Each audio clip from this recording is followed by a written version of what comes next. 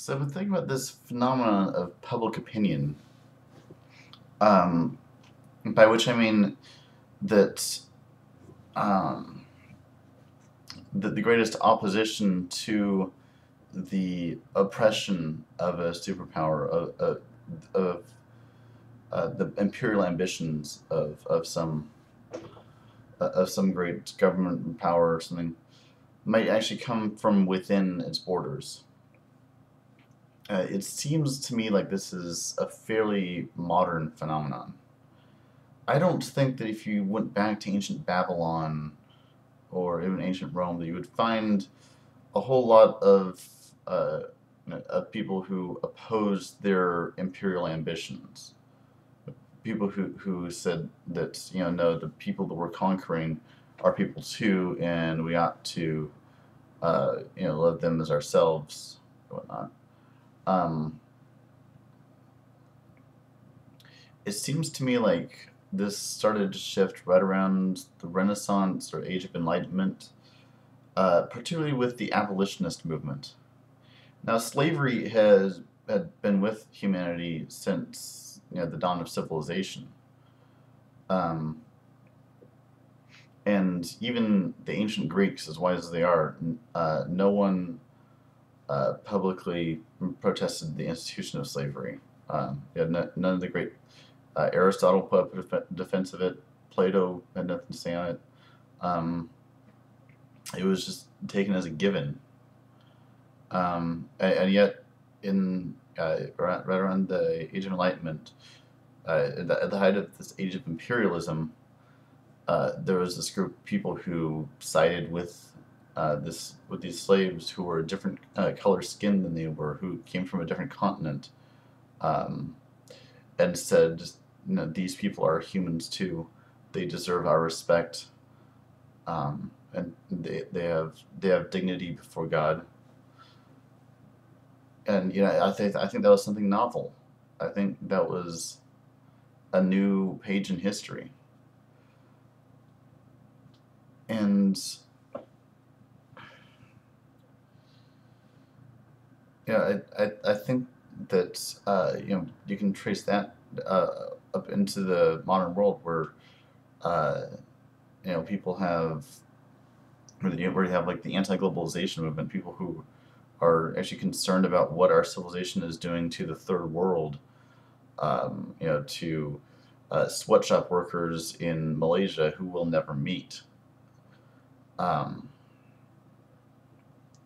it seems like there's been an explosion of greater empathy than there has been in any other time in history, even as we've brought ourselves to the brink of destruction, so to speak. There's also been this great increase of people's worlds expanding to include all of humanity.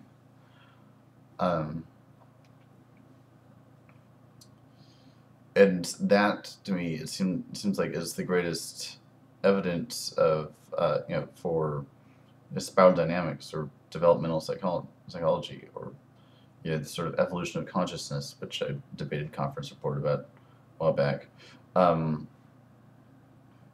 that there are people, and obviously the majority of people don't think like this. Still, the majority of people are in the ethnocentric level of consciousness where their world extends to their culture. Um, but there's that's the point is that not all people are the same level. They have to evolve within their own lives as well as their culture evolving. Um,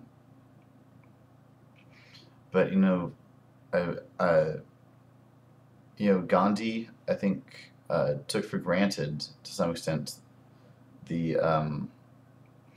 the consciousness of the British Empire. He understood how the British saw themselves and was able to affect change through nonviolent means because the British saw themselves as a society of law and order, as a society that prided itself on fairness and decency, and saw itself as a benefactor to the world.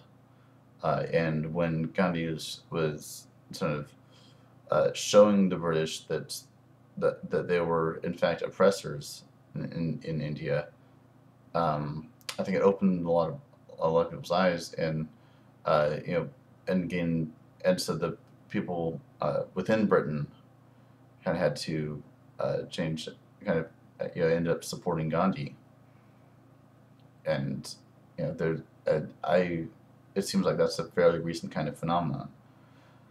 Um, but Gandhi believed that the Jews in Nazi Germany could do the same, and I think he was very naive for thinking so.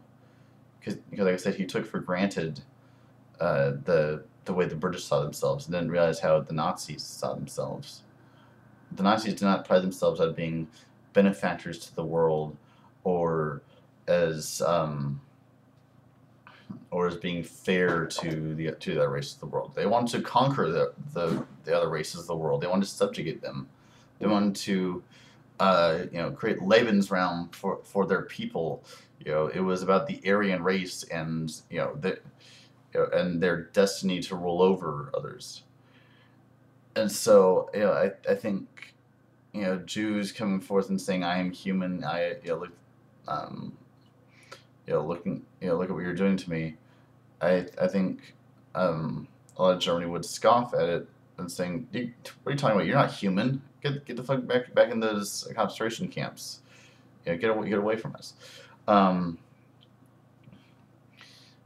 and so the Nazis, their whole worldview was based on power and force, and that was the only power that they could understand, and so that's why they had to be defeated in war, because that was the only power that they could answer to. And I think that's why I think Martin Luther King kind of understood that, and that's why he was a little bit less naive about it than Gandhi. Dr. King understood that he was able to affect change nonviolently because of how America saw itself.